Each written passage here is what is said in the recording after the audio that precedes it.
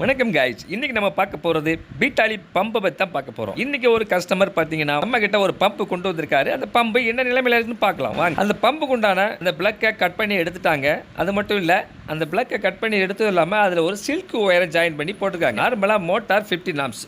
ஆனா இந்த மோட்டரை பொறுத்தவரை பாத்தீங்கன்னா ஒரு லோக்கல் ஒரு அசம்பிள் மோட்டர், பழைய ஸ்பேரை வச்சு யூஸ் பண்ணி இதை ரீகண்டிஷன் பண்ணக்கூடிய ஒரு மோட்டார். அப்படி இருக்கும்போது ரொம்ப சரியா துல்லியமா இந்த காயில கட்டியிருக்கவே முடியாது. ஆனாலும் அப்படி ஒரு மோட்டரை பாத்தீங்கன்னா இன்லெட் ஓஸை பாத்தீங்கன்னா எத்தனை பெரிய ஓஸ் பாருங்களேன், 1.25 ஓஸ் போட்டிருக்காங்க. அந்த 1.25 ஓஸை டைரக்டாவே லிங்க் பண்ணிருக்காங்க. அது மட்டும் இல்ல, இந்த ஓஸை எடுத்து அப்படியே டேப்ல டைரக்டா கொடுத்துருவாங்களாம். டேப்ல டைரக்டா கொடுத்தா என்ன ஆகும், அங்க இருக்கக்கூடிய மண் எல்லாமே பம்புக்குள்ள போயிட்டு பம்பு வீணா போயிடும்.